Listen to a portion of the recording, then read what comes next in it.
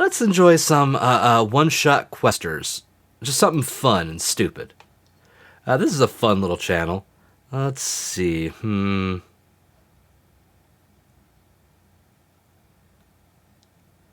These are nice and short, not stupid long.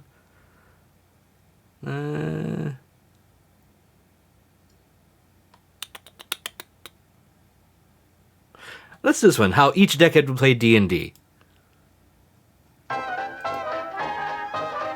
Hang on, let me make sure everything's like lined. Oh, wow, that is really not lined up at all. Sorry about that. Woo.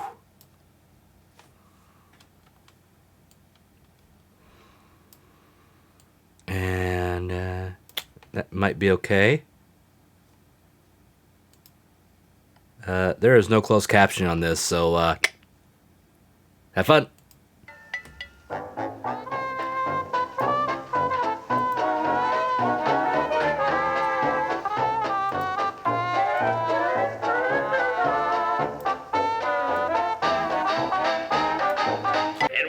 Hit the monster, Frankenstein cried out, "Roll initiative!" Oh, God. Okay, I just roll a d6 for this spell, and I just had 6 more babies, excuse me. Hi there, are you looking to have a traumatic experience about a made-up character in your head? Well, look no further. I present to you Dungeons and Dragons. You can roll dice. Whoa. D&D during the 1960s would have been weird. That? Oh, this dice has 20 sides to it. Awesome. What are we doing again? Fuck.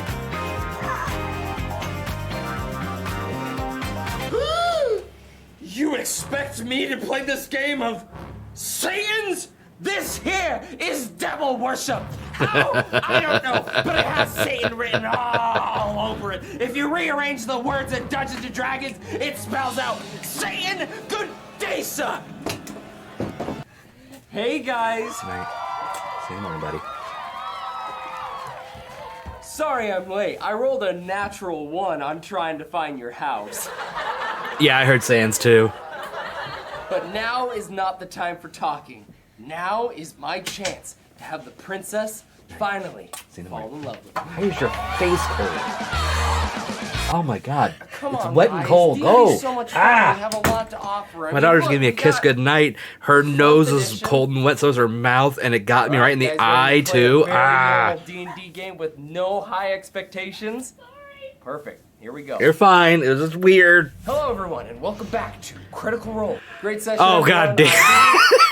Nervous, but it seemed like everyone's Not done you. that. So thank you. We appreciate your time being here. And John next week actually volunteered to do. Okay, I thought that was So, me. Yeah, we'll see you all. See you guys. Before you go, let me tell you a story about a barbarian who saved a townspeople from balding by using keeps. Long Okay, we're not ago- listening to the ad. God damn it. That was it. I really thought something was going on with my connection for a minute there on the, on the last part that fucking got me. All right. I think I've calmed down a bit. I think I'm good. By the way, if you feel like there's been a bit of delay, give a refresh just to be safe. All right. So, let's see. We can continue watching some more video stuff. Just have a good time. There's still several games we can play. Or like I said, there's the whole like creating races thing, which I'm not that great at. But, you know, it's an idea. It's something I've thought about doing because I was thinking about maybe throwing something together at some point. Like a single race or a small collection of races for like 5th edition that people can just have fun with. Then again, everyone likes doing that kind of stuff now because D&D is just awesome. And more people are playing it, which is great. Sorry, just cleaning off my thing real quick here. There we go.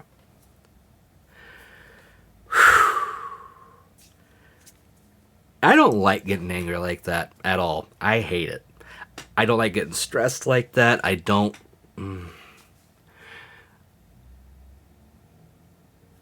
Well, we saw how the 1980s went. Usually it's just very uptight conservatives that tend to not like D&D, especially if they're like uber religious, so...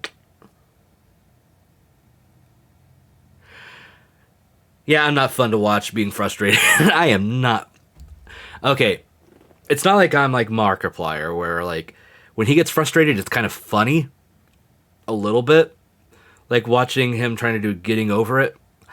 It was funny some of the time. It was also like stressful to watch him get frustrated too. I fall more on the latter side most of the time when I get frustrated. I'm sure other people don't enjoy my frustration in the same like funny way. I'm not having fun, but here's the thing. I don't torture myself long term. You saw it. I will quit a game. I have no fucking qualms. I gotta sit here and have fun, and entertain, and well, try to be entertaining anyway. And I can't do that if I am just pissed. Cannot do. But yeah, at least it means I can uninstall that game. That'll give me some space back, so that's always a good thing. Yeah. Let's put something on the background while we decide. Let's see. Ooh.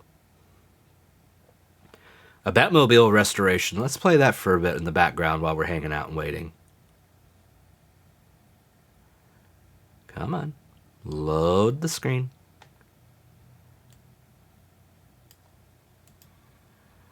There it is.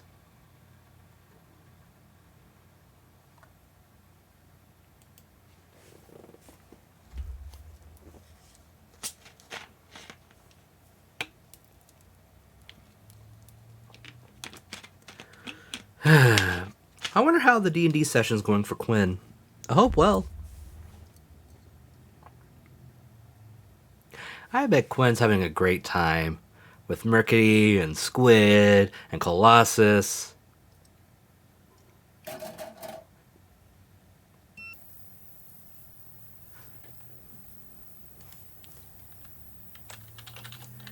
Speaking of which, you should be checking out Antipode and Squid.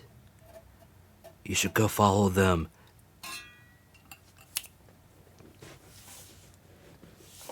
Fair enough.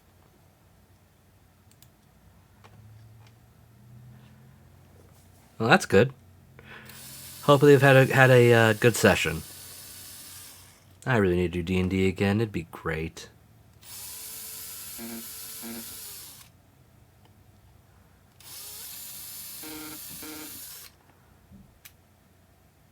So they're trying to... It's always drilling in to get the screw out, isn't he?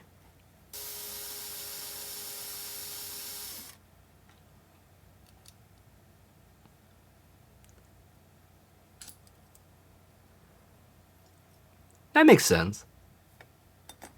I would like to do it too. It's just time and everything right now hasn't been on my side for me to actually do it. But I would love to do it. As stressful as DMing would be. I would also like to play more, but we all know how hard it is to get a game together. So it was missing a wheel. It's missing part of the axle too, it looks like.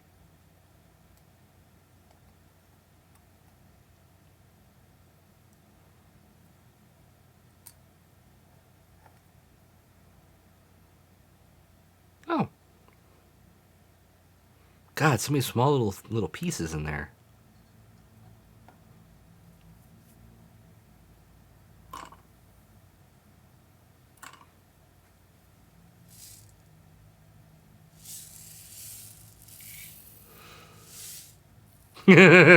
Really, Gaslands. Interesting. Oh, we got some reaction. We're doing some science shit here.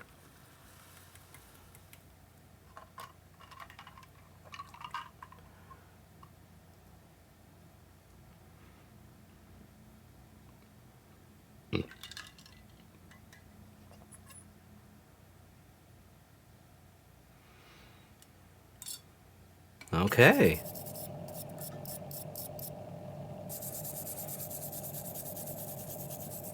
The Batmobile drove very sensibly.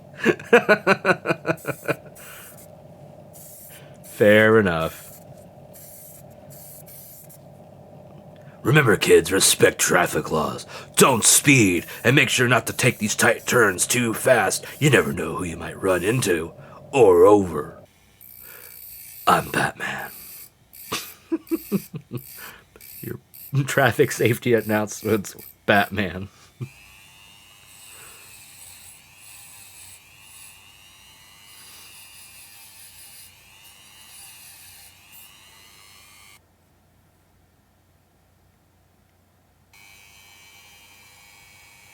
Oh, we're just making a new piece here, okay.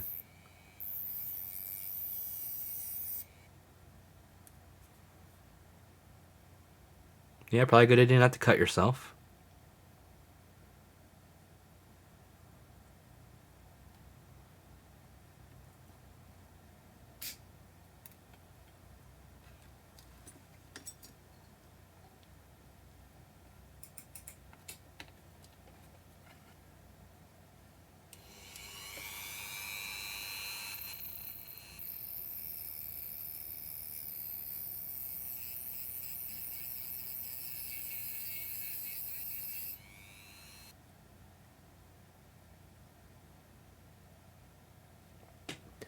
You know, I've been kind of sad the couple of these I've been watching lately here on stream. We've not had any sandblasting. Sandblasting is just so satisfying, you know?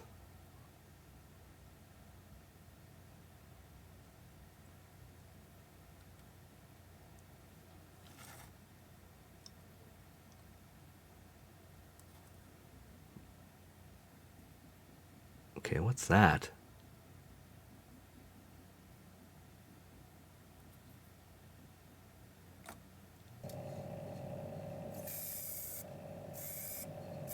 Okay, we're getting some spray painting going. Looking good.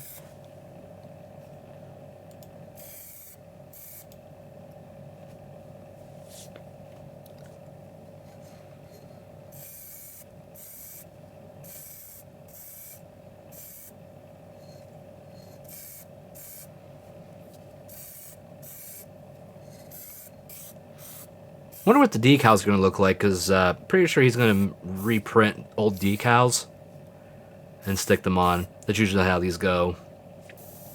So we get like the red Batman symbol on the side from the 60s. But I wonder if there's any other ones.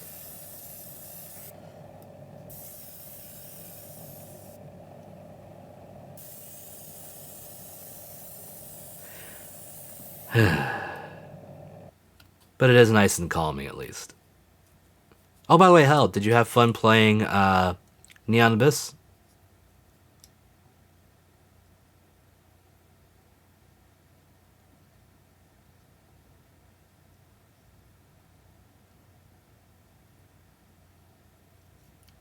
That's a great way to get your finger cut off. You know, just the tip of it.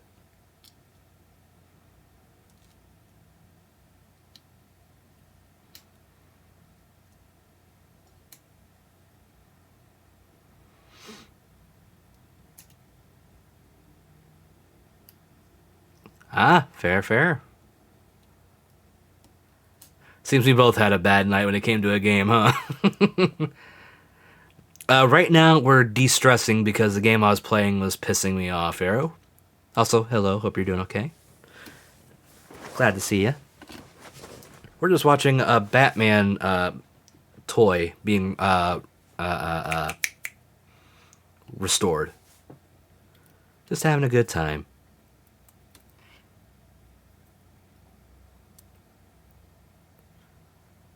It looks a little rough.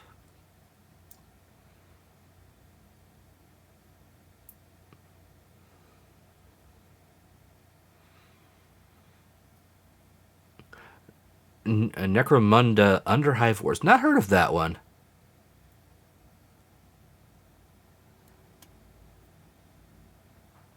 Ah. Yeah, I can understand that urge. I haven't had the urge to play Stardew much lately. But I think partially it's because I've been playing Animal Crossing. So I've been getting my zen in. Kind of just hanging out, doing stuff like that on my island. With the new update. I haven't got the DLC yet. Maybe one day soon. Did I hear a cat in the video just now? or like a door. I don't know.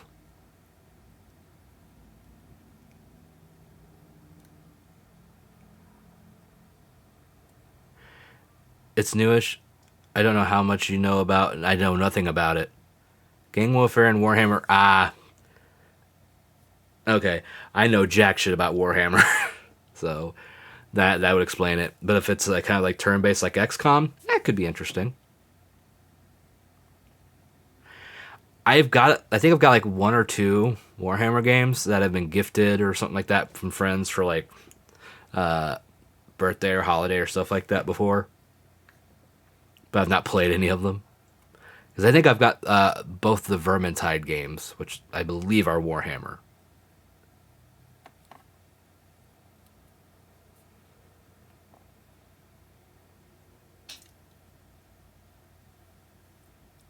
Oh, we got a mold.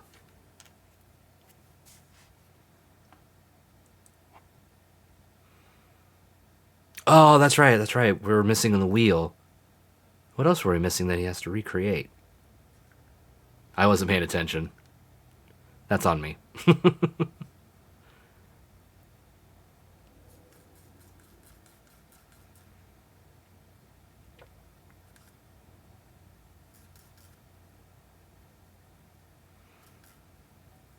Get that resin in there. Come on.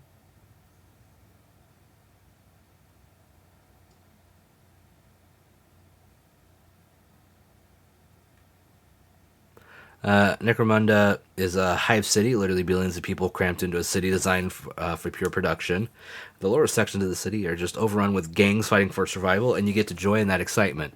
There are also the occasional Chaos Cult and Xenos incursion. I really like the setting. Okay. Some of those words were definitely things, I just don't know about them, but they sound exciting. But I am happy that you're getting something fun that you enjoy, Hal. It's always nice to get from franchises you like or IPs you like and get new things that to enjoy. That's always fun.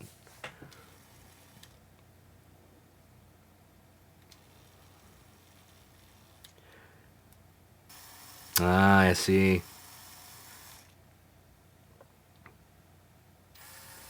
Well, at the very least you can relax. Especially since most Warhammer games are crap. I guess. I wouldn't know.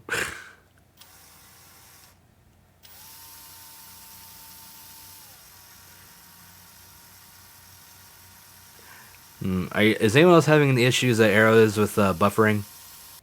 I just don't know if it's on their end or my end.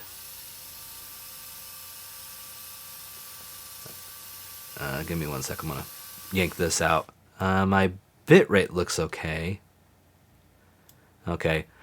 So it seems it is something on Arrow's end. I'm sorry. So I was right. It was missing a little bit of the axle.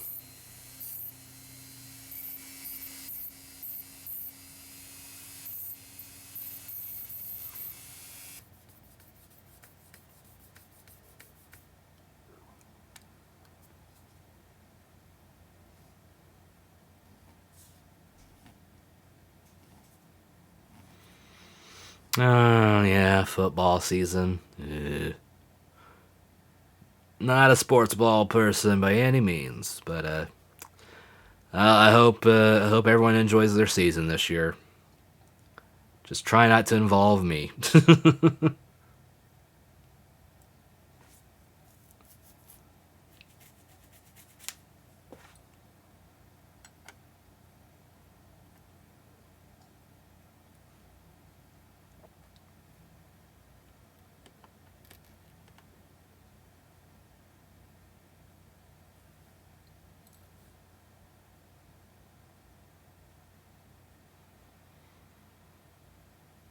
See, this intricate kind of stuff, I don't know if I'd have the patience for. Also, I would have so many cuts. Me and X-Acto knives do not get along very well.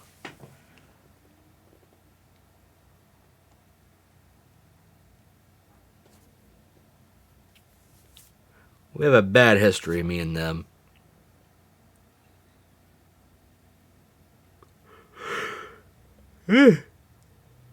Pardon me. Had a big yawn on that one.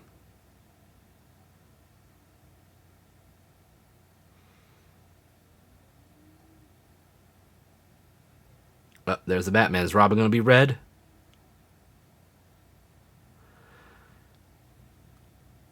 Well, that's not fun. I've not done that bad. I have cut myself several times over the last couple years when I was working at the last job. Oh, they made Robin yellow. I see.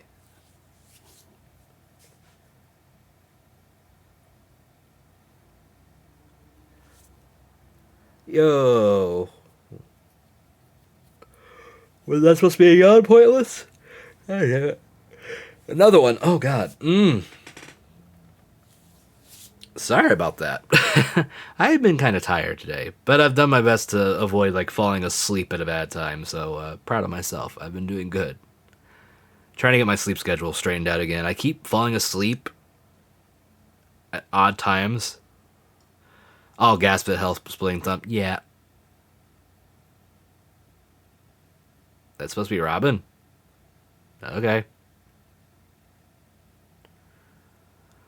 But yeah, like I'll fall asleep for a couple hours midday, and then at night I'll fall asleep sometime after 10 or sometime after like midnight, and I'll sleep like 4 hours, and then I'm just up. So I'll wake up at like 3, 4, 5 in the morning, and then I just can't get back to sleep because my body's like, no, you got enough rest, get the fuck up. So that's how my sleep schedule has been the last little while. Been trying to fix it. It just hasn't worked. Doesn't help now. It's been like raining all day today, so now I'm tired because it's been like steady rain and everything. Ugh. I was using a craft knife to remove extra plastic. Yeah, I know how that goes. And it gave a little easier than I expected, and immediately pressed the blade into my thumb and slid across. Yeah. My job was cutting extra stuff off plastic too, using X-Acto knives and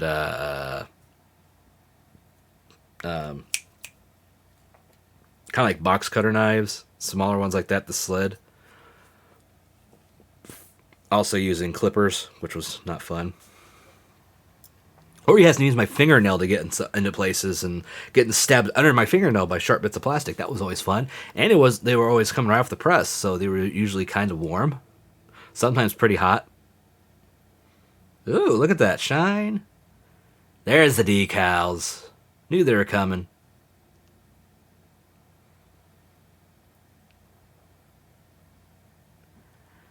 Oh yeah, I love this kind of stuff.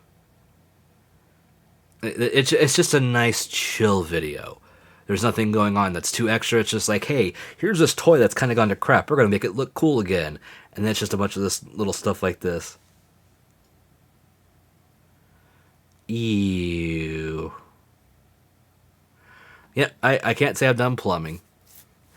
Yeah, sure. Yeah, 1 second. I'll DM that to you in Discord. Poop. And, there you go, Arrow. Okay, that looks more like Robin. In that angle. Kinda. Oh, recreating the box too. Nice. That's a nice little addition. Yeah, no problem. It's actually printed off the old box on like a type of cardboard. Oh, that's cool. That's an extra detail I didn't expect.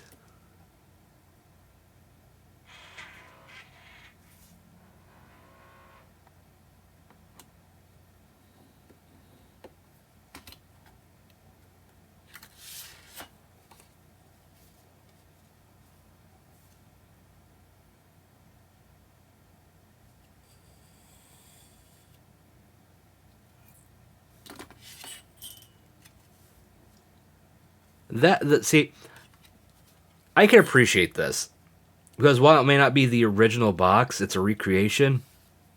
It's a little touch. It's a little personal touch that just brings everything together.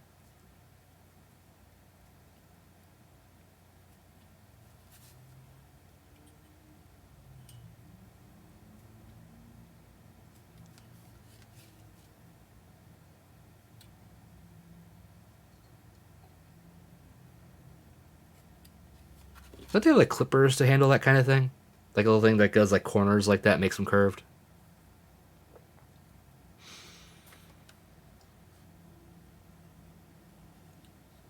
Wait. What's this?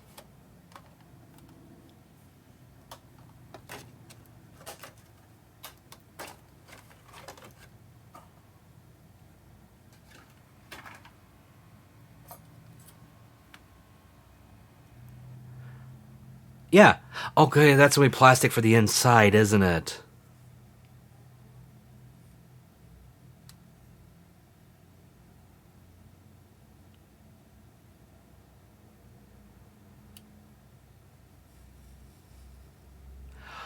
Oh.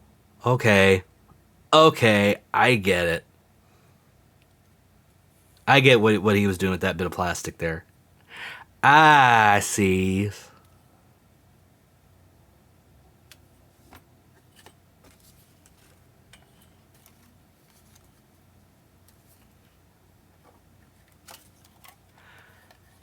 Look at that. I thought it was gonna be like a full box. I didn't realize it was gonna be like a cardboard back, toy. That's pretty cool.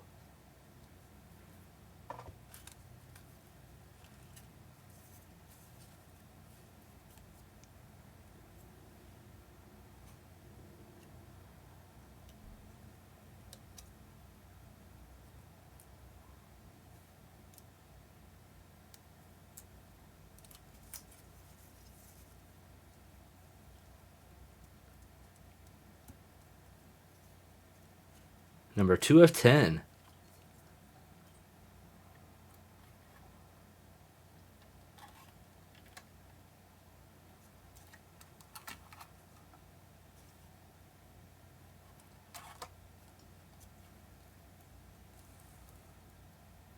Damn. I know, right? I do too. I love that.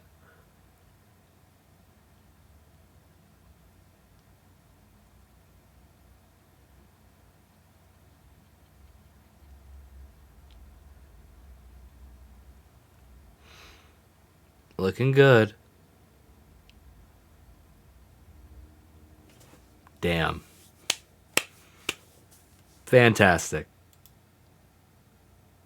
Fantastic. I'm curious. I just want to see. Okay, there's no new videos there. We're not going to watch Kay. I was just curious if there was a new video, as I know that she had done one recently. I am not going to torture you all right now. I promise. Hope you can get some sleep. But you enjoy yourself, Pharaoh, okay? You keep safe. Hopefully tomorrow's a good day. It's Friday, so that's a plus. But yeah, you have a good night.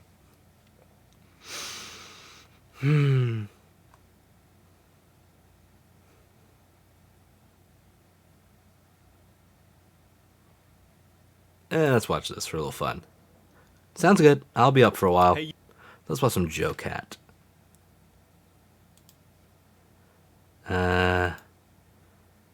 Hopefully it won't go beyond that edge. Put this up just a bit. You sitting there with your saggy butt cheeks and emotionless expression. I know what you're thinking. Boy, I wish I could cast spells, but all I got is an expendable firstborn child and a willingness to work under a questionably immoral arcane master till the end of time. Well, that's just the exact sort of motivation we like for our employees at EDB Incorporated. And if you sign up with us, we'll be sure you're treated in a way that you deserve for assisting in furthering our goals to bring about the ruin of the entire multiverse. All I need you to do is sign here and agree to give us eternal servitude of your mortal soul. But on the bright side, we have dental. Welcome to A Crap Guide to D&D. I love this. I feel bad Joe Cat's been getting So you shit wanna the use last magic, like but only as few much as days. you want to hug that one family member you keep seeing at reunions, but aren't quite sure how you're related. Then you may want to be a warlock, the fake gamers of the Forgotten Realms. How warlocks differ from the other casters is that the amount of times you can cast your spells before running out of spell slots is absolute shit. Instead of having a set number of spells for each level of spell slot, you get a maximum of 4 spell slots for all your spells up to 5th level, and that's it. And a few other ones, but nobody cares about those. The flip side is that the spells you cast are always at their max level, and instead of having to take a long rest to get those slots back, all you need is an hour to have a wank, have a biscuit, and you're back on your feet. You don't want to fuck real spells. You may think you're a caster, but really picking this class is purely an excuse to do nothing but cast everyone's favorite cantrip, Eldritch. Cast it at weddings, funerals, beach parties. Or you can just cast it randomly because the party's taking 5 hours to buy a single dagger from the shopkeeper and you're bored. Aside from casting nothing but Eldritch all day, the main draw of the Warlock is the fact that it's the greatest game of dress-up dolls of all time. Eldritch Invocations allow you to custom tailor your Warlock so that it suits you better than my form-fit Kieran assless chaps. You can talk to animals without needing to cast a spell, go straight up invisible whenever you want, but most importantly, there are invocations that allow you to customize your Eldritch so that whenever you shoot your gobbledygook at whatever poor sap that looked at you funny, you can pull them forward and do your Apparently. Scorpion impression, snipe them from 2 blocks away, or make the beam of arcane destruction smell like strawberries if you like. But it's not all fun in Eldritch because remember, you've signed a pact with a patron, so your power is being loaned to you from an all-powerful arcane sugar daddy. So you will have to pay interest if you want to make sure all that magic stays nicely tucked into your Eldritch sack. Luckily, they're not like bank loans because you can actually pay them off, and they're not always inherently evil. You have the choice of being bossed around by a literal devil who decided to make you their favorite person, so they're gonna be your mommy for a little bit. A skeleton who ironically refuses to let you die because you still owe him 2 platinum. Fairies who are just straight up assholes. Oh, that's cool. God, so you're basically Yeah. a cleric now. Literally Cthulhu. But forget all those because the only real option is to have your patron be a magically possessed sentient sword and shield that yells fuck when you swing it. Basically, you have such a huge amount of options to choose from with how you build your warlock, it's very unlikely any 2 warlocks will be the same. So get your shopping baskets, light some candles, have fun customizing, oh, and remember you have to sacrifice 3 more babies by the end of the week or you're fired! And now you know how to play warlock. You're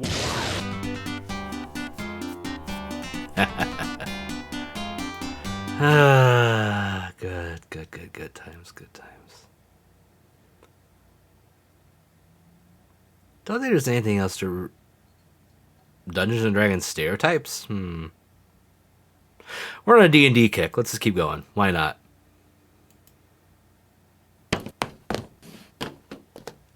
Alright, who's ready to play some Dungeons and Dragons? I'm gonna attack the orc with my short bow. Go ahead and make an attack roll. Actually, he has to roll with disadvantage because his target's 5 feet away from him and he's using a range attack. Alright, night. Does a 18 hit? No, it does not. Actually, animated armor has an AC of 18, so it should technically hit. Yes, but I bumped it up so it could be more of a challenge at your level. Well, that's not what the book says. Actually, you can only dual wield if the weapons are light. Actually, natural 20s don't always mean you succeed. Actually... God damn it. Hey, oh, I saw that coming, too. I brought food. Stuff to make sandwiches, some pasta if we need carbs after a battle, bacon, can't forget the bacon, and don't worry, I got some milk to wash everything down. Oh, I also ordered a pizza. Again, sorry for being late. Oh crap, I forgot my computer that has my character sheet. You know, there is this thing called paper!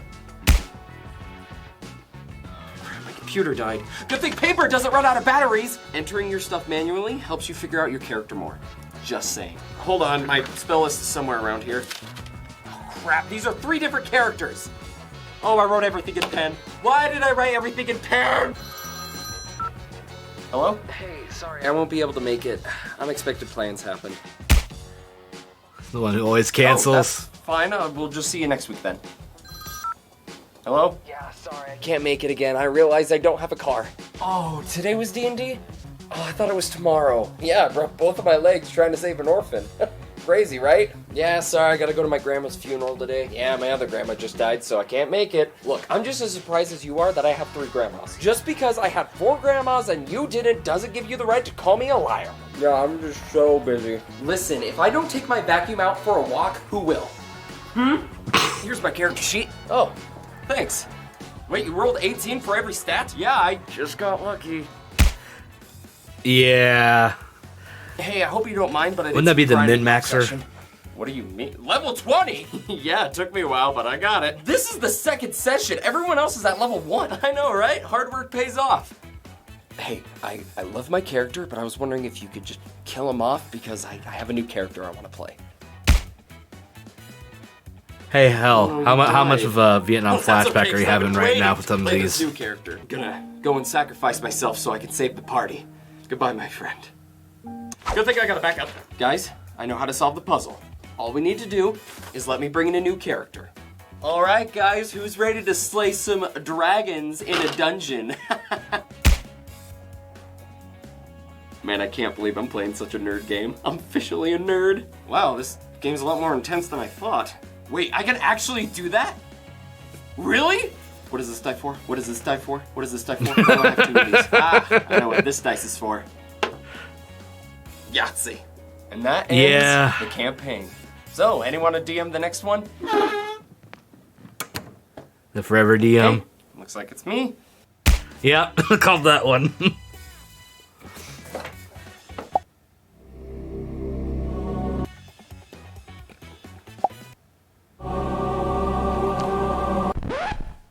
I have that same This isn't DM my screen, by the way. series.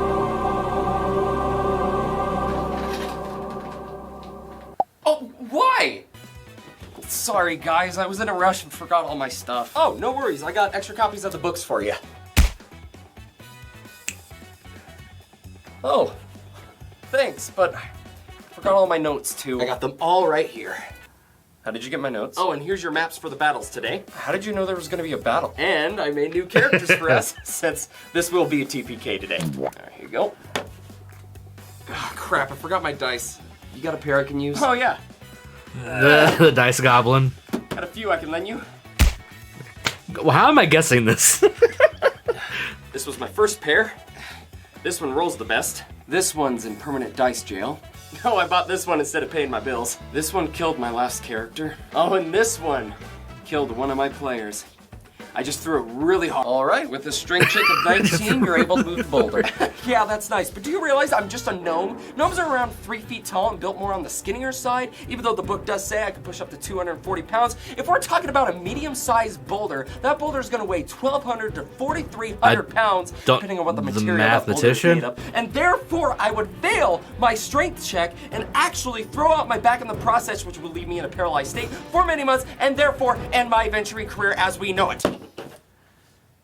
The fuck just happened? What? The too literal one, okay. You find a secret passageway where you hear a large growl coming from the inside. Yeah, my character's just gonna leave. He doesn't want to die. You can't just leave. But it's what my character would do. And also, I would like to kill the goblin party member. You are a lawful good paladin. It's just what my character would do. And also, where's the BBEG? I would like to team up with him. Wait, what? It's just what my character would do.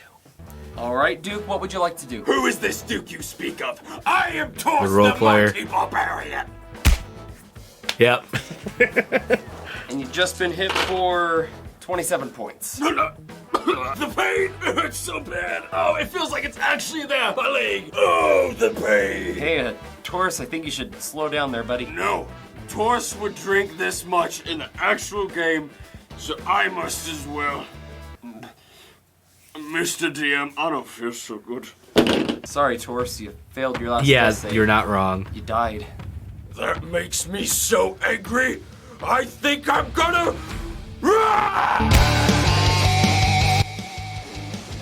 Oh, no. You can't do that one. Why? Because a popular channel already does something like that. It's like their thing. But this is what barbarians do. Yes, I know. Just, we don't want people thinking we're copying them or anything, so maybe just think outside the box for this one. Okay.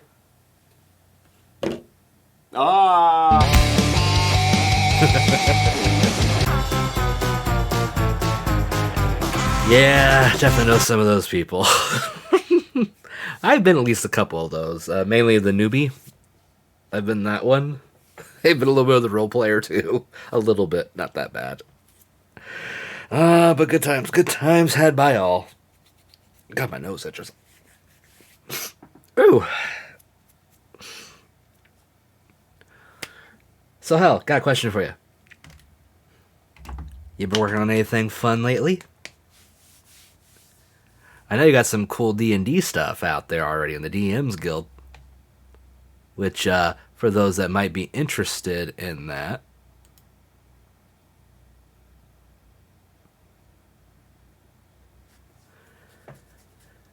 Let me do this real quick. 1 second. So you can't see my login. I don't know why that got unchecked.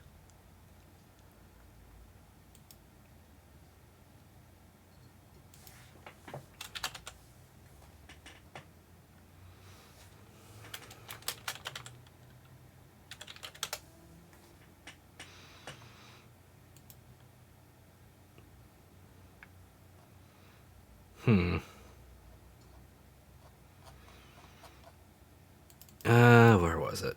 Crap. Boop, we're back. Why am I having a problem remembering this? I've bought one of them.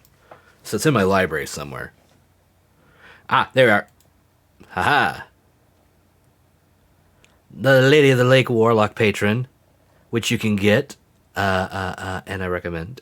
There's also Way of the Gunslinger, which I've seen played by another good friend, K Genesis, who frequents the stream, sometimes plays some multiplayer stuff with me, has played this one, and very entertaining. I'm considering working on a new barbarian subclass, actually, but I got all sorts of ideas, just not focused on anything specific just yet. Nice. It is pretty cool. You are not wrong. So, just in case anyone's interested in these, just kind of, clicking the things and putting them places, and just maybe you want to go buy them, because Hell made them, and Hell makes good stuff, and you want to support good people that make good stuff. You should go buy these. Yes. Just saying. I appreciate you too.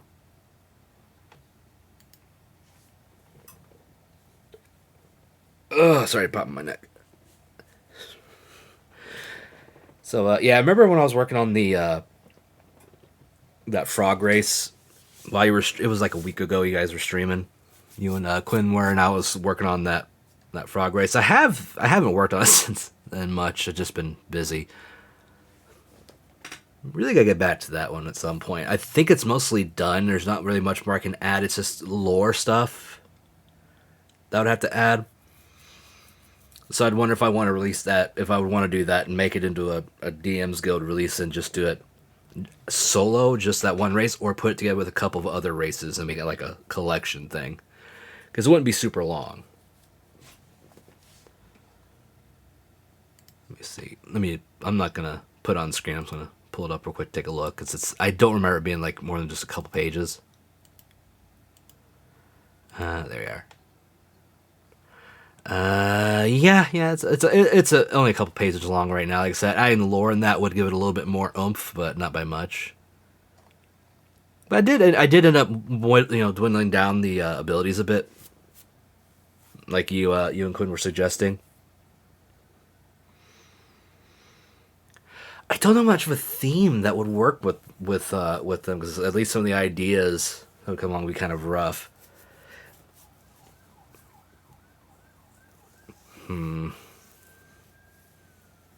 I don't know. There's an ambulance going by somewhere not too far away.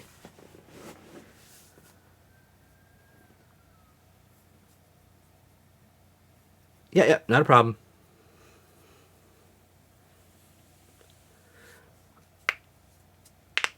Give it a second for Hell to get back here, but yeah, for those that don't know, the race I've been working on, I have a name. I don't know if I like it that much at the moment because it's been there for a while. Because I've had this idea around for a couple of years, but it's based on the God, why am I having the poison dart frog? So it's kind of a tropical forest based frog race. So they need damp climates and stuff like that to exist and not die, kind of deal. And they're pretty basic.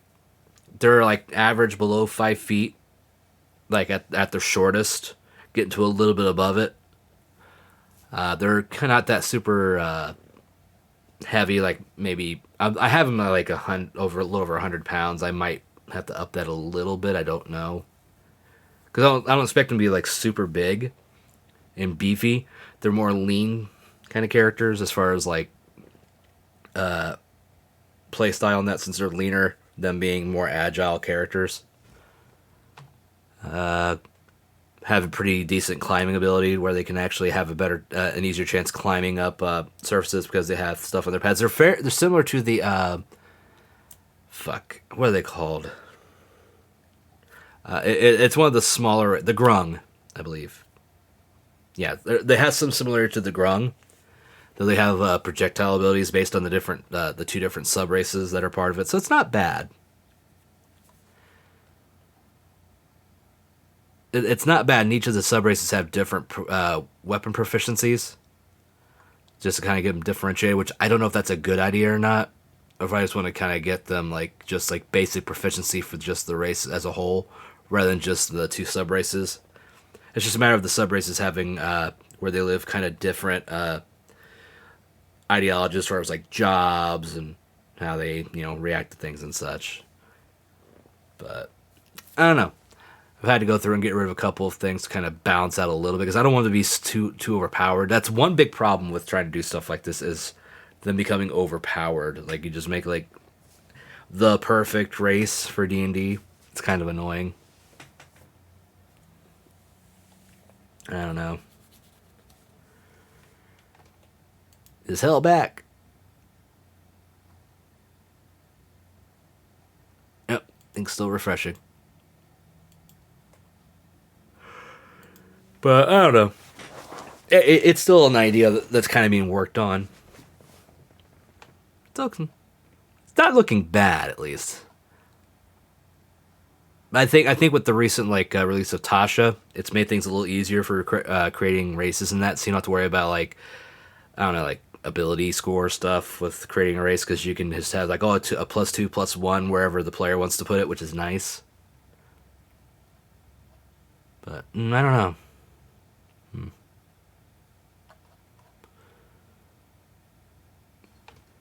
Let's watch another video while we're just kind of hanging out, chit-chatting. Oh, this could be fun. I like this channel. Offering a special promotion for my subscribers. Start that over.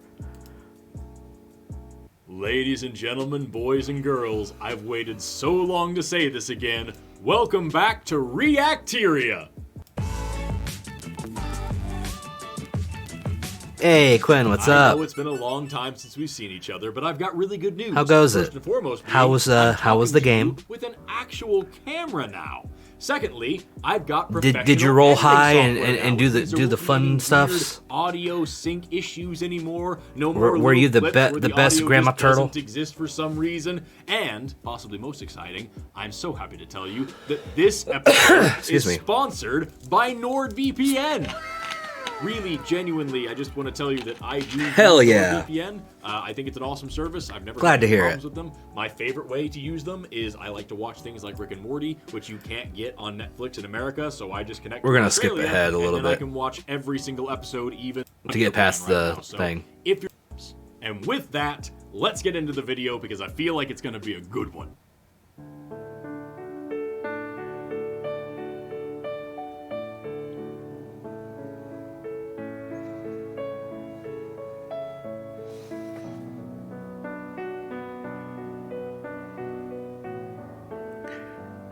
Be gone, capitalism. I wish. It would be nice.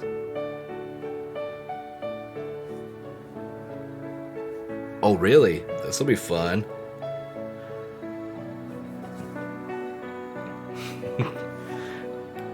Dr. Kevin Gloves Anderson.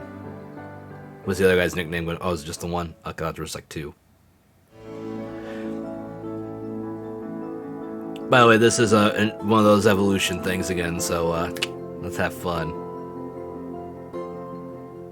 Kevin, it seems what you're describing here is that there is a large part of the scientific community that is in kind of a desperate attempt here to preserve age. Why is that? Time is the critical component for evolution.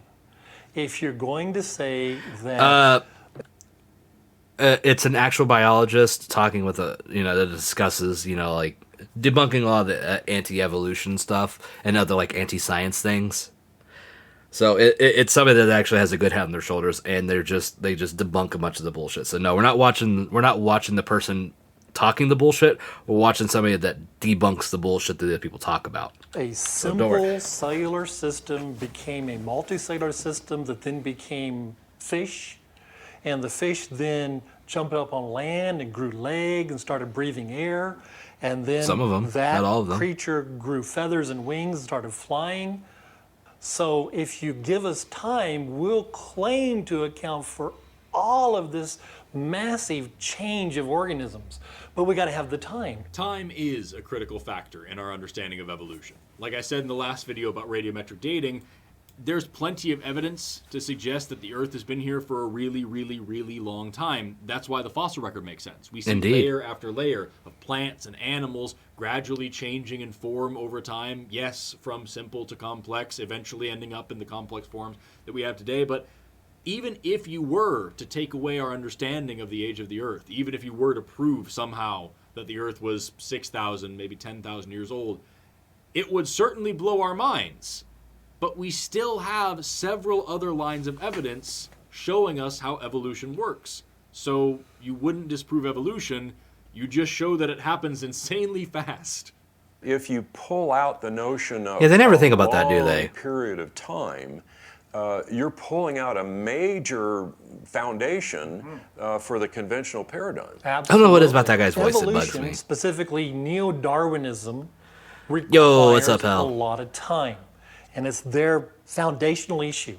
You pull We're that chilling out, with some they got the whole debunking new understanding, anti-evolution 'cause people without time, they to don't deflect have from my Again, random that's talking just about not frog true. race. Time does have massive explanatory power, yes. But this guy specifically mentioned neo-Darwinism, which is the blending of Darwin's ideas with Mendel's ideas. Mendel was the guy with the pea plants that helped us figure out genetics. Darwin and Mendel never knew each other. They published their work around the same time. They never read each other's work. So Darwin didn't know anything about genetics, and Mendel didn't know anything about natural We're selection. getting big-brained When in you put here. These two ideas together, they help explain each other really well. And Mendel's laws of genetics really help us understand how accumulated phenotypic changes can cause macroevolution, which was Darwin's ideas. So that's what he's talking about. But even that model is severely lacking as well. For example, it leaves out things like epigenetics, Hell yeah. which are changes not. We're to gonna the have so gene much itself, muscle in our but to brains. the way Our in which brain the stems are gene is gonna be expressed. lifting fucking It leaves out 20-pound things weights, like damn the it. microbiome. Like, we have massive amounts of evidence that show that someone's gut biome has We're gonna be doing least brain as ups. much, if not sometimes even more control over things like their body fat content and their metabolism and or their overall health than their genetics do. So that kind of has this weird neo-Lamarckian twist to it. Lamarck was the guy that thought that heritable traits were something that were accumulated within an individual's lifetime. So like if you were to cut the tail off of a rat, all of that rat's babies then would be born without tails. Lamarck was wrong. Boy, but was it Lamarck turns out wrong that in a he lot of was ways. Kinda almost right, because things like epigenetic changes and microbiotic changes are things that can happen within an individual's lifetime and can be passed on to their offspring, which can affect their evolutionary trajectory. And even that super duper blended view of evolution still leaves out things like phenotypic plasticity, and that's a huge factor to survival as well. So like, if you're gonna throw out neo-Darwinism here as the thing that you're trying to disprove, you have to realize that there's a lot more there that you're just kind of ignoring. And if the only thing that you're bringing to the table here is saying that you're going to disprove deep time to do this, my dude, you are bringing a toothpick to an atom bomb fight. The Okay, that's actually pretty mechanism funny claimed examples. to drive That's evolution good. is mutation, where we'll define mutation as a change in the nucleotide sequence of DNA. So the driving mechanism claimed for evolution is a mutation, and then natural selection looks and sees what effect that mutation had. Well, And if it it's not likes it, so this is intelligence. giving, of course, a lot of power to natural It's selection. not it doesn't intelligence. have, Maybe if but it likes natural it. selection likes it, see, then that organism survives. If it doesn't like it, then that organism dies off. And then you do the next step, and you keep repeating that step over and over again. I mean, he's doing a phenomenal job of explaining neo-Darwinism. This is a great way to introduce this concept to, like, maybe an undergrad class. I don't know, even, like, because high schoolers. their whole This could be, religion like, thing the kind of pushes total them to it. understanding I of don't know. evolution that they need to get a good handle on how this works. Now, why do I get the feeling that he's about to completely just crap the bed? in Here the comes next the butt. sentence? The idea being that somehow in that process, the fish who only breathes oxygen through water, who doesn't have legs, whose vision is based upon seeing through water, not seeing through air, somehow plops up on land and through these very slow processes transforms its entire anatomy and physiology to where it can breathe air, it can walk on land, and it can see in air. And there it is. It's not somehow. We know the process. Fish today who live in low oxygen environments will occasionally come up to the surface and gulp air to get the oxygen that they need. It's not crazy to see how that kind of thing might be so beneficial. Apparently not. That over time, it happens more and more regularly. Hey, Here's Quinn, a fun fact for you. I heard you like mud Lungs skippers. evolved before swim bladders did. Swim bladders are actually modified lungs.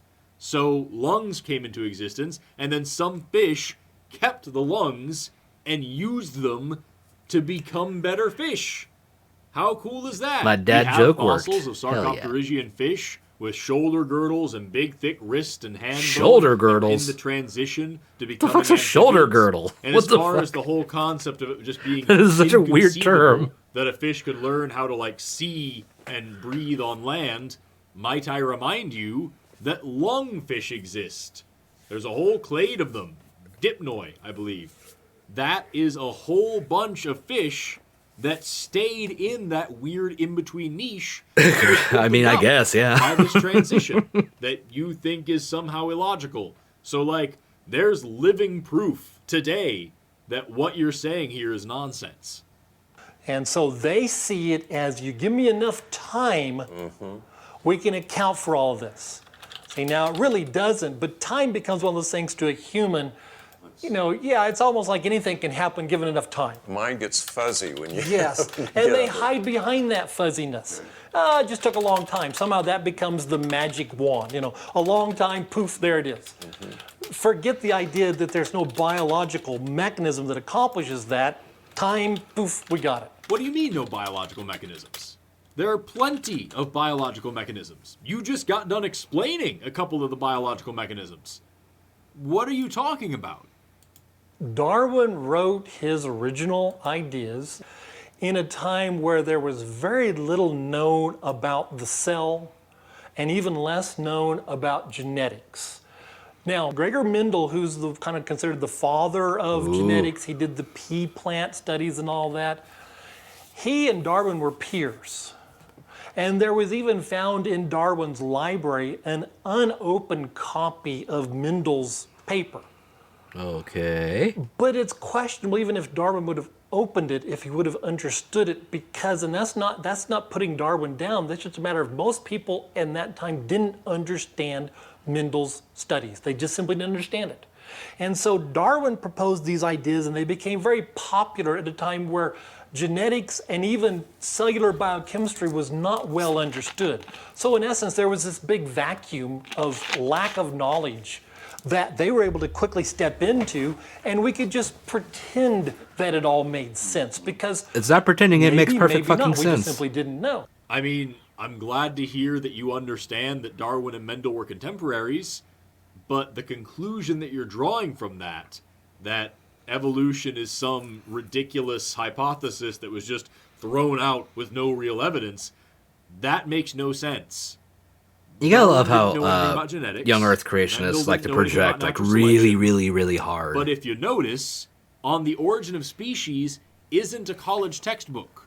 We mention Darwin because he was the first one to really publish this idea of natural selection, but we don't It's not worship as Darwin. aggressively bad He as was like the two wrong kids. about a lot of things. We've watched And a couple so of those, we remember, moved Quinn? on. They're not that bad, at And least. He's Darwin's not that bad. ideas mixed with He's not trying to Mendel's act, ideas he's just that talking. you just So, explained, it's less combined to make frustrating. a new theory called Neo-Darwinism, which you just explained. Like, did you think that your audience just wouldn't notice that you just said one thing and then said the exact opposite? Or are you just kind of banking on the idea that nobody knows what these words mean? You could not, and this is a challenge I put out over and over again, you could not today present Darwinism and it be accepted.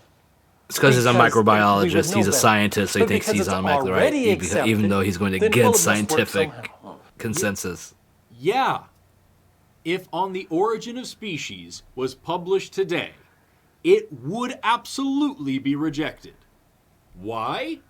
Because it's a book from the 1800s. It doesn't have access to all the data that we've collected in almost 200 years since it was published. So yes, it would be thrown out. Fortunately, Darwinism doesn't mean only and exactly what Darwin said. If the theory of evolution, as we presently understand it, was presented today, it would be massively celebrated.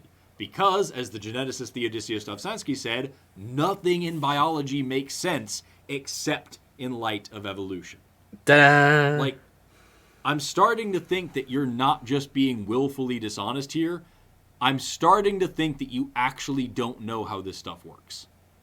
Several years Both ago, are possible. I listened to a Nobel laureate give a talk, and in that talk, he described cellular systems as Rube Goldbergs. You know what that is, where it'd be all hobbled together. And he was a Nobel laureate trying to claim that because of evolution just hobbles things together, whatever works. So the cellular systems are all hobbled together. So he called him Rube Goldberg. And even at that time, I thought that's a very, very foolish thing, especially in absence of not Yes, knowing. it's really foolish But what that we you didn't already get the knew, analogy. I felt It's very challenged what foolish, he you're said. right. I would defy him to say that today in the face of what we know about cellular systems today. They're not Rube Goldbergs. They are enormously sophisticated where we still don't understand. It's still beyond that. And the DNA is a classic example. The Human Genome Project. No. The irony is that instead of the Human Genome Project destroying the foundations of biblical creation, all that, It fucking did. It has been one of the biggest booms, one of the greatest things for creation to ever happen. Because among other things, what it has shown is it has shown that in each cell in your body that has chromosomes, there is a system going on there that we don't yet have more than the very minor understanding. Okay. Good gravy. What? What a weird amalgamation of the God of the Gaps argument and the fine-tuning argument. You don't know how the body works? Definitely. Yes, we do. You don't know how cells work? Yes, we do. Well, you don't know how the genome works? Yes, we do. Well, you don't know every little bit of it. And even if you did, it's all so complex that clearly it must be controlled by something. Like, can you imagine how silly it would be if a meteorologist Powerhouse of the made South? these exact claims? I don't fucking because know. they used to. You don't know how lightning works? Yeah, actually, it's just electricity. Well, you don't know what controls the electricity? It's ions, actually. Well, you don't know what makes the ions work. And even if you did, it's all so intricate and perfect that clearly it must be a god. It's just you're making this god an ever-shrinking pocket of ignorance. Until finally you have nowhere left to hide, so it just explodes and now it's everything again. Just boring and lazy, dude. And I'll get people Boring like, and "What lazy, about this? that is What about definitely this?" young Earth creationists. Well, They are you very don't know much what that. you're talking about. You don't understand mutations. I spent 20 years studying mutations. Let's take a look at some of Dr. Anderson's work. Oh, this ought to be over his good. 20 years of studying mutations. All right, so I just went to Google Scholar and looked up The Kevin music Anderson. is already It's giving kind it of a away. mess, but I did check out his creation wiki page, found out that his middle initial is L, so I've got here Kevin L. Anderson Evolution typed into Google Scholar, and here's two papers right away. The first one is published by the Proceedings of the International Conference on Creationism. That's at least a published paper, It's published through Oh yeah, Cedarville probably. University. I wouldn't doubt Let's that. I think look most of that us do. up. It's a private Christian university. The other one here is published in the Creation Research Society Quarterly, so that's definitely not peer-reviewed, but let's double check. So this is a search engine of scientific journals out of Stony Brook University. It's a great way to see if a journal is actually legitimate. So I'm just going to look up the Creation Research Society.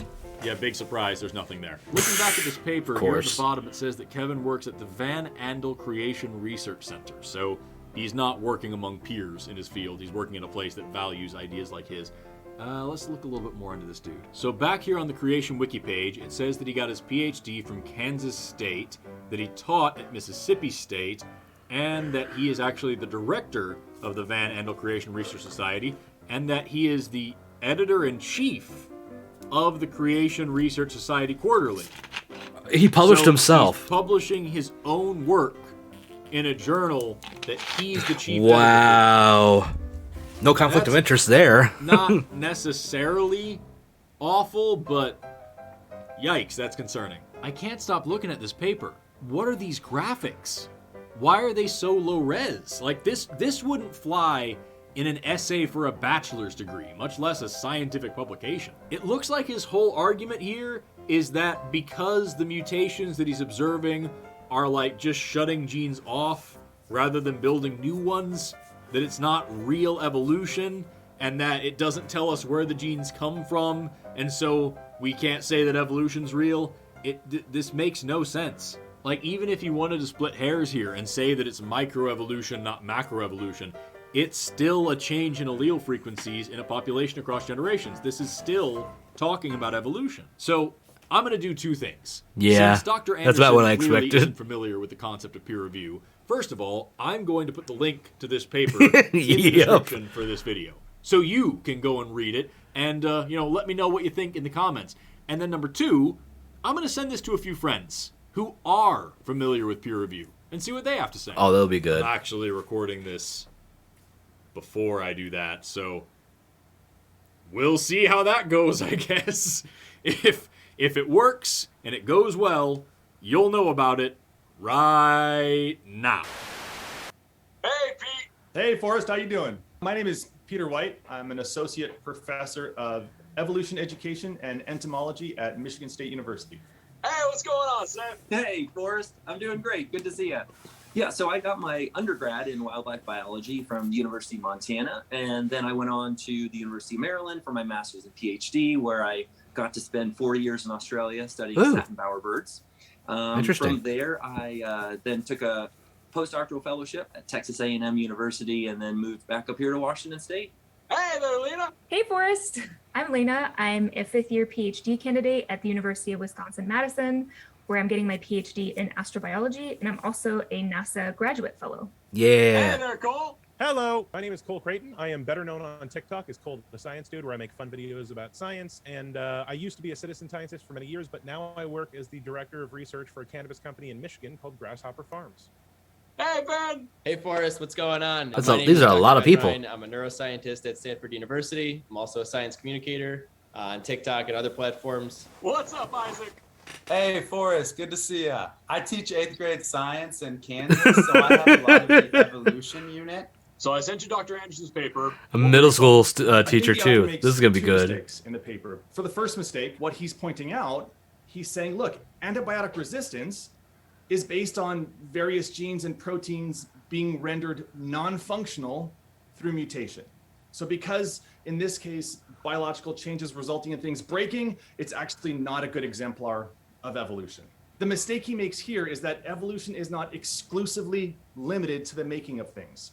In fact, in his paper, the definition of evolution that he uses is descent with modification.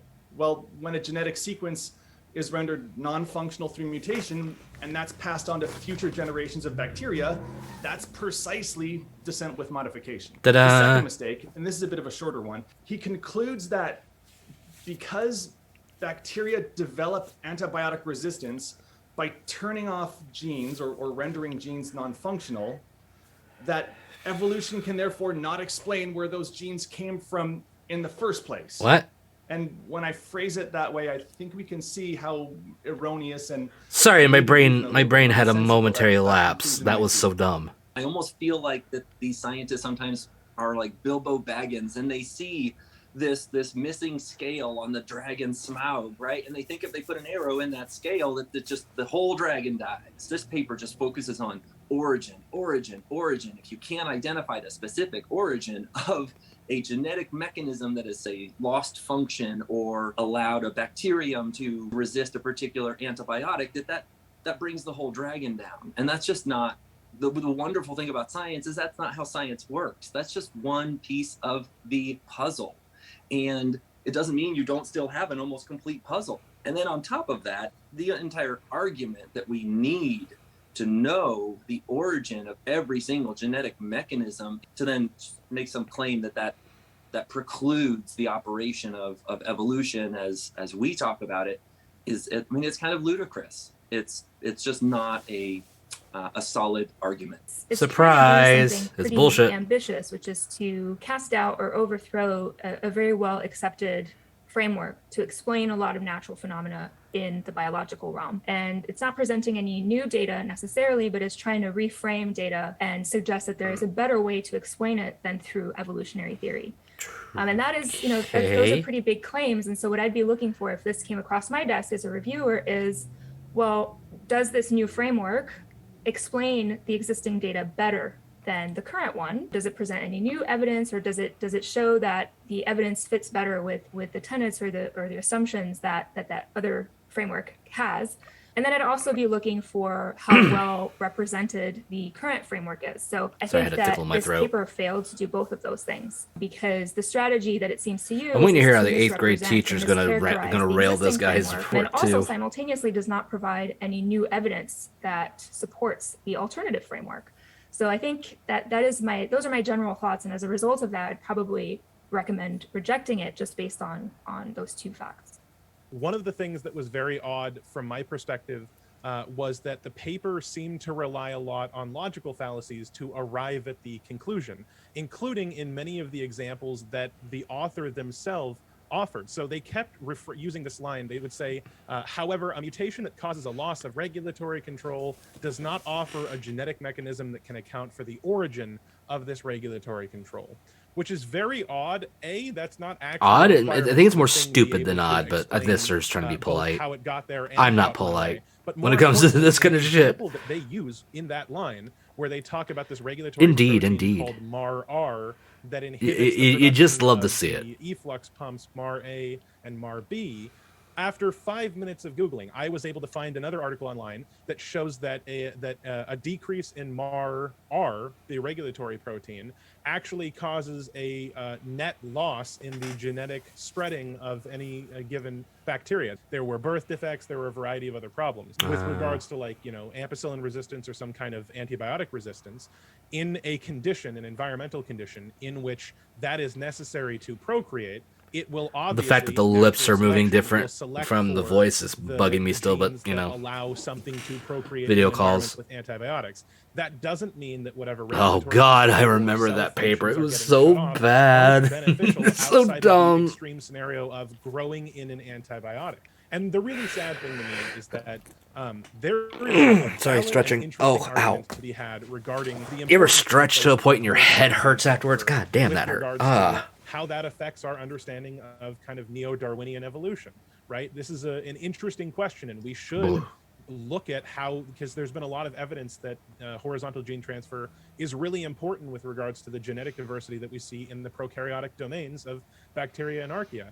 But the approach that he came in the paper, having this be like evolution versus creationism, was just a very odd take for an academic paper. And overall, I am not a professor, but I would give this paper an F.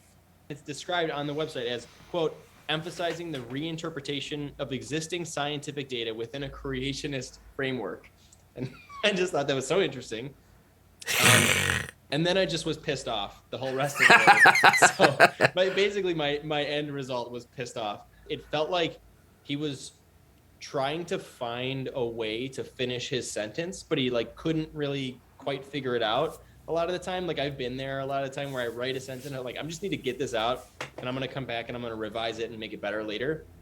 But he just like never went He just back first and did that. drafted He it. makes the assumption early on that any change in genotype will alter cellular function in a negative way. And I thought that was senseless. His arguments when he starts breaking down each of the antibiotic resistance pathways and stuff is he says, this does not provide an explanation for the original molecule's binding affinity for the antibiotic. And this was just puzzling for me. I just didn't understand why he felt the mechanism through which bacteria evade an antibiotic must also explain the bacteria's original vulnerability to the antibiotic. I just don't understand. It's that like as an evolution argument. has That's to like the whole explain argument, too. That was the whole abiogenesis. thing. It fucking doesn't. I just It also has to feel like explain the that was Big really Bang. It fucking doesn't. Like I thought that his arguments were a reasonable debate against whether or not bacterial antibiotic resistance in vitro should be considered like the model of evolution because of like there's a lot of other good examples of it. And I felt like at parts he was like kind of getting there and I was like, okay, I see a little bit of his argument, but then like he just like blew it back open. He's like, this is why evolution doesn't exist. And it's like, okay, no, that's not the case, you know. And I have a quote from his paper that I just did not understand. It really epitomizes the entire thing. And he says that if you take out an interior wall of a house, that's like the equivalent thing. And he says, quote, while this larger dining room may be desirable, the mechanism of removing this wall cannot legitimately be offered as an example of how this interior wall was originally built. And I just thought, first off, it kind of can, because when you're taking down the wall, you're going to get to biology, see in there. Biological living thing But versus also, something like, that is why? I not just didn't biologically understand that. living. That whole Okay. debate makes me question his understanding of biology. But yeah, it's just shocking, and overall, thumbs down. Right away, the Here we first go. word was evolutionists, and I knew from there this was going to have a bit of a bias. Really, just within the first little bit of the paper, he starts talking about how many bacteria become resistant by acquiring genes from plasmids via horizontal gene transfer, and that got my kind of mind ticking as this may end up being misleading. And the author even admits that when he talks about what the definition of evolution is. And he mentions that it's a change in gene frequency over time. But unfortunately, by the second page, when he starts putting up his entire straw man, he's no longer arguing against evolutionary change over time. He is now admitting that he is going to change the definition in his paper, and he is going to argue against descent with modification, basically arguing that antibacterial resistance isn't evidence worth proving like common ancestry. Evolution is in the bigger picture. It's even right here highlighted.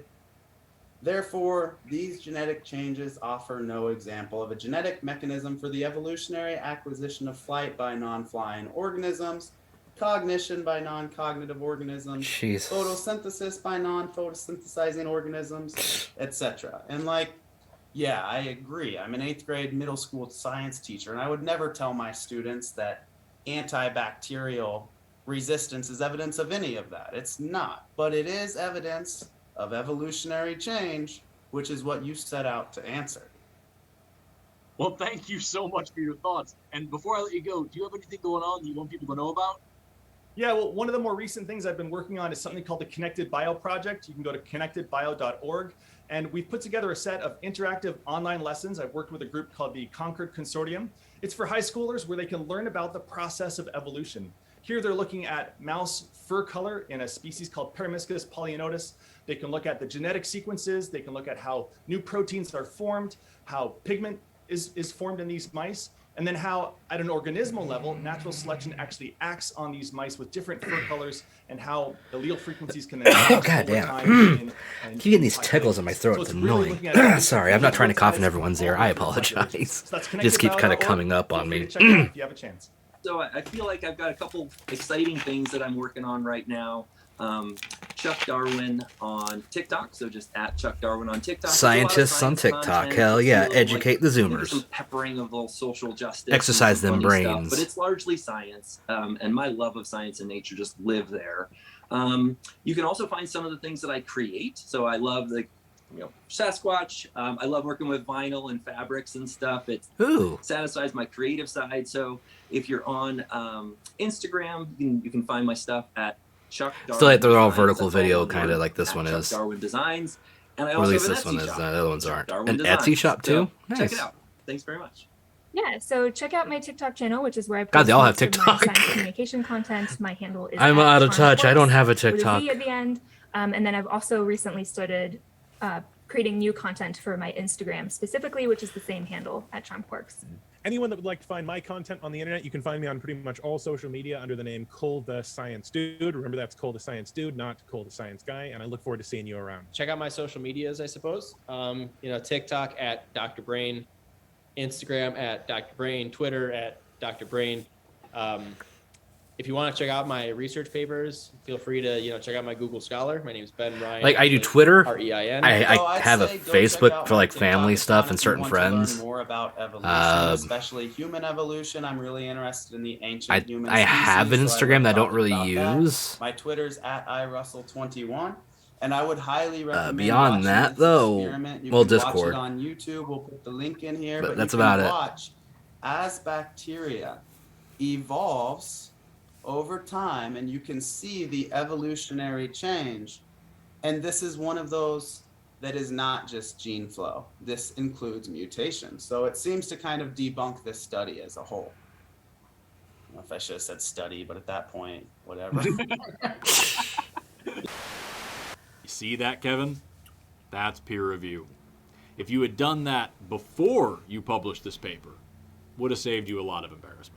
Beneficial mutation. Yeah. We define a beneficial mutation. It might have saved an embarrassment, but it wouldn't be entertaining that to us. Provides a benefit to the organism. In other words, I'm now resistant to the antibiotic, which is beneficial if that antibiotic's around. Okay. As a human, I like to drink milk. Okay. I have a mutation in me that allows me to drink milk. It's a mutation. Oh, is that right? To me, it's beneficial. But it's still a mutation. It's also a great example of evolution. Lactose tolerance is caused by one single point mutation, one single nucleotide that changes and is so beneficial that it spread throughout a massive population of people. Good example.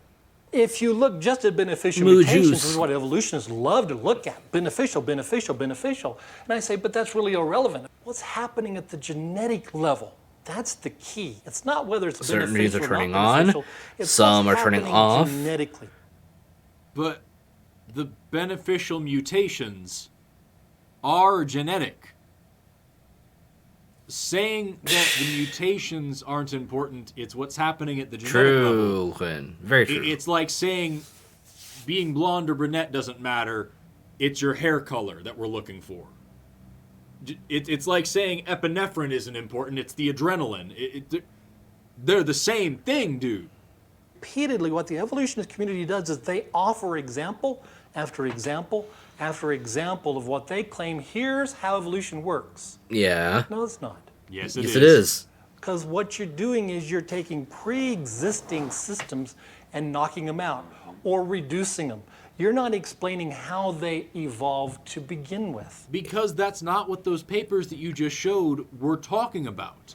Evolution can be reductive or it can be additive. Either way, a change in allele frequencies in a population over the course of multiple generations is evolution.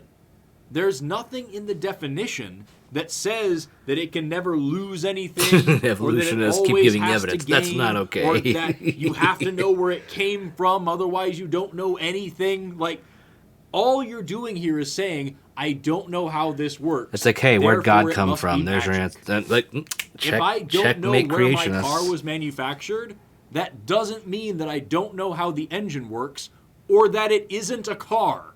It's the analogy of if you have a house, and in your house you have the dining room and a wall, and then your recreation room. Houses and your wife, aren't being biological. The big socialite that she is, she wants a bigger dining room to entertain her parties. Well, you have a choice. I can keep my rec room, or I can knock at that wall and get a bigger dining room. Well, everybody knows happy wife is a happy home. Not strike anybody else as sexist. So you knock out the inner wall, and they have a bigger dining room. And it's beneficial because she's happy. But don't tell a carpenter that how you built the house was by knocking out a wall. But that's what evolutionists do repeatedly, is they give you an This is illustration so of dumb walking of on a an wall, analogy. And this is how the house was built. This dude seriously has one argument. Like, this is the exact same nonsense from the paper. Kevin, nobody's saying that knocking down a wall is how you build a house. What we are saying is that the processes by which you can knock down a wall are also some of the processes by which you can build a house. And either way, knocking he's down not the fun. wall is an adaptive change. It would be evolution. He's a bit insufferable. If that floor plan was now so much better that all the new houses on the block started being built with a bigger dining room without this wall. You're mixing up acclimatization, adaptation, and evolution. It's a freshman mistake. Your analogy's bad and you should feel bad. Kevin, a lot of your research was done. That should be in the parentheses, area of the word studying research. bacteria. Correct. Is that correct? Correct, yes. Particularly mutations in bacteria. Yeah. Let me give an example. Oh, this ought to be To good. become resistant to certain types of antibiotics, some bacteria will eliminate an enzyme or a transport protein. Just get rid of it. Now, if a human got rid of a certain enzyme or transport protein, we'd probably die. If we didn't die, we certainly wouldn't be very healthy. Sweet, merciful Ghibli, you just gave an example of that happening just a couple of minutes ago. You talked about lactose tolerance as a mutation. You have a gene that produces an enzyme called lactase that breaks down the sugar lactose. Around age 5, that gene gets methylated and shuts off. That's why lactose intolerance is also called lactase non-persistence. Lactose tolerance, or lactase persistence, occurs when a single point mutation stops that methylation from happening, so more lactase is produced, so more lactose can be broken down throughout the course of your life. That's a reductive mutation. We are stopping a process from occurring, and we are benefiting from it. We didn't die. We didn't get sick, like you just said. Like, this is like the second or third time that you've explained an observable example of evolution and then said that that kind of thing is impossible. Like, how dumb do you think your audience is? Pretty dumb. Humans can't do that so easy. We can't just shut things on and off like that. What? And particularly because our generation time is, every 20 years, not every 20 minutes. Bacteria, because of the generation time, they can reproduce very quickly, and they can pay what is called cost of selection. So what works for bacteria doesn't really work very well for animals. It does. Because bacteria is so easy to study, they like to extrapolate.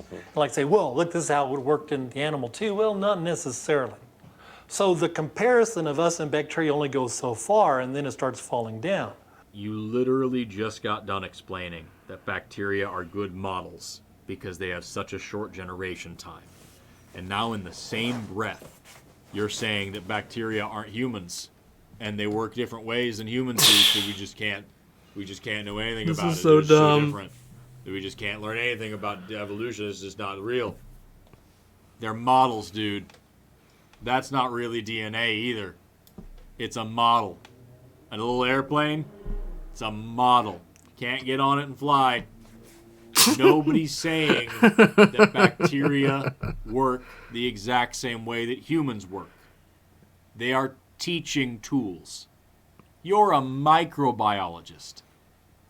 If With a I micro were to intellect. expose a large container of bacteria to a very, very traumatic environmental condition, like starve them for an amino acid, I may kill 99.9999% of that population of bacteria.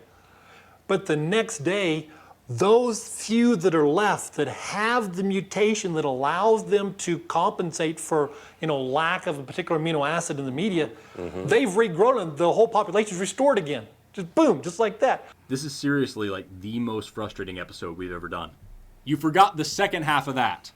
You forgot the second part, the most important part of that whole scenario. I'm sure he is didn't that forget it. You created a disturbance. You killed off most of the bacteria, but not all of them. It was so not an the small accident. population that's left is resistant to that kind of disturbance. So now, when they reproduce and repopulate, the whole population is going to now be more resistant Ta-da. to that kind of disturbance. You created a bottleneck, and now we're seeing the founder effect. These are like associate's degree level vocab words. Like, if what you described made any sense, if this really, really wasn't proof of evolution, then MRSA wouldn't exist. Because this is how antibiotic-resistant bacteria happen. You don't use antibiotics properly, and so you don't kill all the bacteria. And the ones that survive are the most resistant. They were able to survive all the antibiotics that you did use. They repopulate, and now the whole population is stronger, and so you need more and stronger antibiotics to kill them off. Like, I don't get how you keep just running face first into the point over and over and over, and you're still somehow missing it. Like, I seriously feel like I just spent the last 16 minutes of my life watching a person beat their head against a wall to prove to me that walls don't exist. Whereas with humans, if you wipe out 99.99999% of the humans, first off, that's potential. Oh, yeah, extinction event. Sorry. But When you said second weed, off, I was even if like, we you do said some chud shit? Even if What? we do survive, You made an how Animal many Crossing. I will get that after centuries and stream. millennia will it take for us to recover from that? See, so bacteria can pay Sorry, that my brain was not extremely shifted to high cost of Animal Crossing for a minute. But thank you, where Gwen. you I'll pick that up here in a little eliminate bit. Almost Appreciate all you. of them, but a few survive, and the population returns back very quickly, and voila, evolution has occurred. That's what we're told. You know, you can't really do that in humans and in dogs and in cows and such. They don't respond that way. This is apocalyptically aggravating because this guy was a professor. How many students heard that? You know what else is different between bacteria and humans? Bacteria don't have sex. And that's one of the many Bacteria do not have reasons penises why confirmed. Haldane's cost of selection dilemma, which you just laid out, doesn't hold any water. Haldane's calculations used a fitness constraint that totally invalidated his own assumed population size. And he didn't take crossing over into account. So he thought that 2 mutations would take twice the amount of time. And that's why, in his own paper, he said that his calculations would probably need, and I'm quoting here, drastic revisions. And when you do revise his calculations to include real numbers, his proposed cost of selection disappears. I didn't even have to learn that, like, in a college class. I learned that in independent study because I give a crap about this stuff. Haldane made your argument in the 50s, and it has been refuted again and again and again since then. In fact, you know what? I just went to Google Scholar and typed in Haldane's Dilemma. Here's a paper published in Genome called Sex Solves Haldane's Dilemma. You should probably keep up with Genome, since you study mutations and all that. Here's another one published in the He's Proceedings so of the mad National Academy already. of Sciences in He has had enough of 1974, this shit. titled It's great. Solutions to the Cost of Selection Dilemma. The last line of the abstract reads, the special genotypic and populational conditions required for rapid evolutionary change in genetically complex characters are not unusual in higher organisms. I don't know when you finished school, dude, but your knowledge is woefully out of date. And for you not to understand also just something woeful. that is this central to our discipline, or just to be willfully ignorant of it, and then to go on to be a professor, is seriously disconcerting. And your repeated use of flashy, fancy vocab words that consistently prove you wrong is not a good strategy. And that's why your arguments are being shot down so easily. And the rest of us are learning from that and moving forward with better arguments. And also laughing at See you. that? That's That's a great. change in populations across generations. We call it evolution. It's pretty cool, right? Kevin, how would you define science, first of all? I just simply define science as a tool that we use to understand the world around us. And it's just simply a tool. Now, within science, there's obviously a certain methodology. But science itself is just a general approach that's used to try to understand, what's happening, understand what do we see here, understand what is it that causes thunder, what is it that causes earthquakes, what is it that causes you to be sick. It's never been a matter of science this way, creation that way. It very much Science this way, the Bible that way. Yes. You're right. Science is a tool for understanding the universe. But in order for a tool to be effective, it has to be used properly. I can use a hammer to drive a nail, or I can bash it into the dirt. only one of those actions is going to help me build a house. So with science, you need to set constraints on what you are and are not going to believe. I know I'm not is saying true. much. This is Namely, entertaining. that constraint needs to be, Just are watching you a, going to believe and, you know, something a well-educated without tongue lashing. evidence? It's so good. You're sitting here as a scientist, believing in cell theory and germ theory and the theory of plate tectonics and the theory of gravity and the theory of relativity, all because of the evidence that they bring to the table. Some of those are remarkably counterintuitive. And yet, with this one thing, with creationism, you have a totally different set of rules. Where now, all of a sudden, you don't have any evidence, you don't need any evidence, you're going off of the lack of what you consider to be sufficient evidence for something else. And implanting this insane either-or fallacy where, well, I've decided that all of the evidence for evolution just isn't quite good enough for me, therefore it can only possibly be magic. And then you're going to go on to say that it's not science versus the Bible, that these two things are one and the same. But in the Bible, it says that in the end times, stars are going to rain down out of the sky and land on Earth. And you should know that stars are millions of times bigger than the Earth and light years away. It always comes back to Revelations, doesn't it? So for you to sit here and say that with a straight face is saying that in this one special case, you don't care about evidence and you don't care about critical thinking, and that's insane. By the way, has anybody else noticed that this dude's been wearing gloves this whole time for no reason? Like, I keep waiting for him to, like, break out a petri dish or to, like, do something, show me some sort of physical example. I think he just put the gloves on to look more like a real scientist. Come at me, bro. Evolution as an official glove-on-glove scientific action. idea, as in what's in the literature, Like what's a in the hot beer. textbooks, Oh, what's yeah. talked about at scientific meetings. Is God ever in any of that? Of course not. Evolution Why is viewed as kicking would God out. be? So as a Christian, God hasn't been why would I ever proven. be attracted to something that prides itself on kicking God out? Hey, Editing Forest here. I'm surprised that I missed this the first time I watched How this whole lovely. video. I think I was just so tired and so done with it that I just couldn't handle it anymore. But now, going back and rewatching this, I have to say something about that ridiculous argument. The idea that science is all about removing God from the equation and that evolution is all about just kicking God out. When Napoleon met with the great French mathematician Pierre-Simon Laplace, he mentioned that he was really distressed that Laplace had done such great work in explaining the whole universe and how this whole thing works, but he never once mentioned the universe's creator. To which Laplace replied, I had no need for that hypothesis. Science is not kicking God out. We're ignoring a hypothesis that we have no evidence to support, and quite frankly, no need for. Mic drop, bitches. You're not oppressed. You're just wrong. Well, this one was immensely frustrating.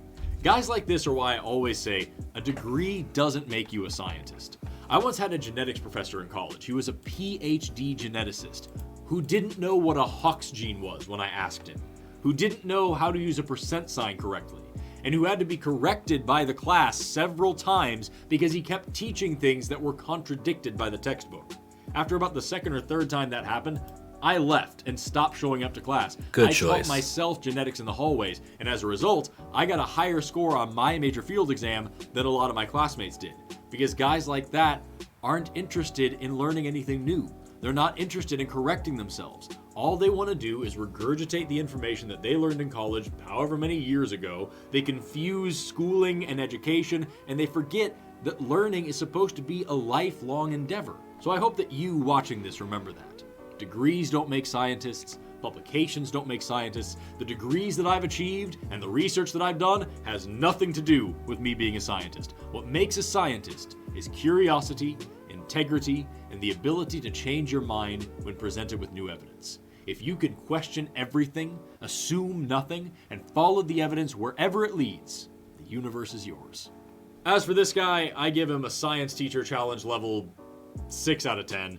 His arguments suck, but for the average person, especially a young person who's just starting out in college, they see that PhD after his name, they hear all these big words, they see the gloves. This can all be pretty convincing. But if the you gloves actually are put in the his work lab to learn coat how to formulate a stand-in. scientific argument, you'll quickly realize that he is not. Thank you so much for watching, for liking, for commenting, for subscribing, and all the other stuff that you do here on YouTube. Please exit through the gift shop on your way out. Pick up one of these sweet t-shirts. If you like Terrible Podcast, I've got one of those linked down below as well. And don't forget to go to nordvpn.com/ValkyLabs to take charge of your internet privacy. Trust me, I'm wearing gloves. Have an awesome rest of your day, and never stop learning. Bye-bye. Indeed, I like his channel. Got a lot of good stuff on it. But it is 11:30. I think I'm at my limit. I'm still kind of fatigued today. And Ghost Runner did not fucking help at all earlier. So we're going to call it here. I don't know for sure what I'm doing tomorrow. I'm thinking I'm going to lean more towards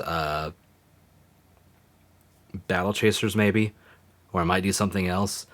And then either Saturday or Sunday, one of the two, I'm going to be doing Among Us. Just kind of depends on other people, on what day they're free to do. So we'll be getting to the Among Us and getting back to Battle Chasers and stuff here real soon. Let me see here. Get a refresh going here. Ash is not showing up on my end for some reason. Why?